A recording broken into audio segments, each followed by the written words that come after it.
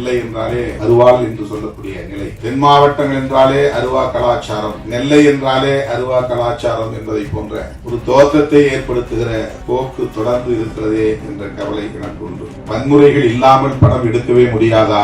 இயக்குநர்கள் மாற்றி சிந்திக்க வேண்டும். தாதாயிசம் அல்லது ரவுடியிசம் இருந்தால்தான் அவன் ஹீரோ என்று கட்டாயமாக வலிந்து அதை காட்டித்தான் ஆக வேண்டுமா?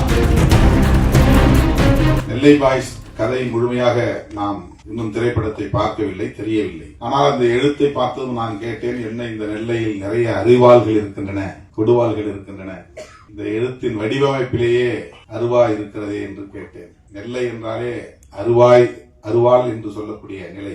அப்படித்தான் அதை சித்தரிக்க வேண்டும் என்று இல்லை. திரைப்படங்களில் எனக்கு நெடுநாளாக உள்ள ஒரு பெரிய கேள்வி, வன்முறைகள் இல்லாமல் படம் எடுக்கவே முடியாதா என்ற கேள்வி. வன்முறைகளுக்கு முன்னுரிமை அல்லது முக்கியத்துவம் தராமல் திரைப்படங்களை எடுக்க முடியாதா என்ற கேள்வி. திரைப்படங்களில் காட்டுவதைப் போல் உள்ளபடியே மக்களிடையே வன்முறை கலாச்சாரம் இருக்கிறதா என்ற கேள்வி. இயக்குநர்கள் மாற்றி சிந்திக்க வேண்டும். ஒரு கதாநாயகன் என்றால் அவன் 10 பேரை ஒரே நேரத்தில் அடித்து வீழ்த்துவான், 100 பேரை எதிர்கொள்வான்.